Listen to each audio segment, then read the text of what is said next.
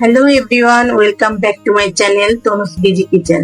বন্ধুরা, আগামীকাল ঈদ উল আজহা, তাই আজ আমি আপনাদের তৈরি করে দেখাবো ঈদ স্পেশাল তান্দুরি চিকেন।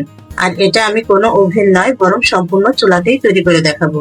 তো চলুন কথা না বাড়িয়ে দেখা যাক কিভাবে এটা তৈরি করব।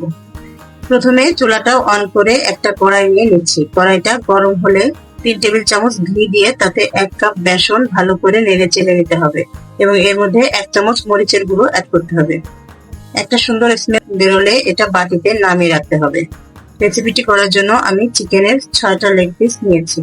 এবার চিকেনের পিসগুলোকে আমি একটা ছুরির সাহায্যে কেটে নিয়ে এর মধ্যে একে একে টক দই, রসুন বাটা, আদা বাটা, কাঁচা লঙ্কা বাটা, ধনে গুঁড়ো, জিরে গুঁড়ো, মরিচের গুঁড়ো, গোলমরিচ গুঁড়ো, নুন, বিট নুন, চাট মশলা, মেথি ও গরম মশলা গুঁড়ো, লেবুর রস এবং লাস্টে আমি ঘিতে ভাজা বেসন একে চিকেন পিসগুলোকে হাত দিয়ে ভালো করে মাখাতে হবে। মাখানো হলে খানিকটা সর্ষের তেল দিয়ে আরেকটু মাখিয়ে 30 মিনিট ম্যারিনেট করে দিতে হবে।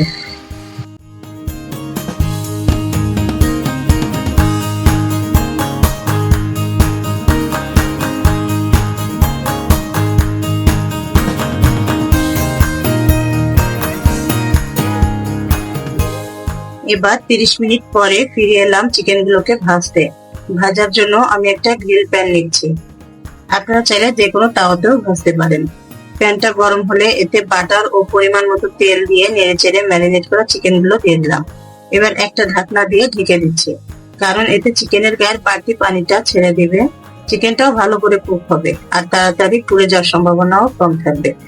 প্রায় 15 মিনিট ভাজার পর ঢাকনা খুলে চিকেন গুলো উল্টে দিয়ে আবারও ঢেকে দিতে হবে। 15 মিনিট আবারও ভাজার পর কড়াইটাকে আমি নামিয়ে রাখছি। এবার চুলাতে এক টুকরো কাঠকয়লা গরম করে নিচ্ছি।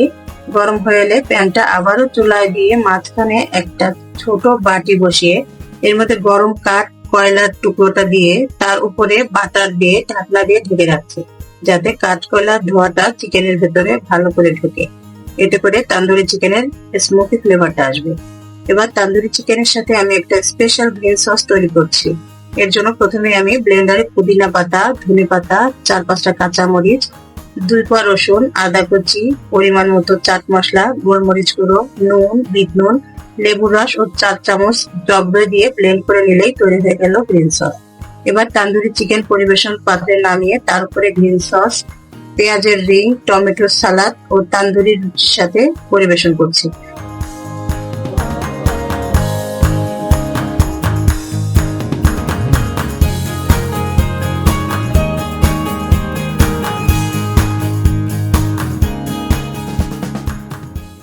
আপনারাও ঘরে বসে এভাবেই তৈরি করে নিন tandoori chicken with green sauce. বন্ধুরা, রেসিপিটি যদি আপনাদের ভালো লাগে তাহলে লাইক, কমেন্ট ও শেয়ার করে দিবেন আর আমার চ্যানেলটি সাবস্ক্রাইব করে পাশে থাকবেন। আজকের মতো এ পর্যন্তই। দেখা হবে পরবর্তী ভিডিওতে। আল্লাহ হাফেজ।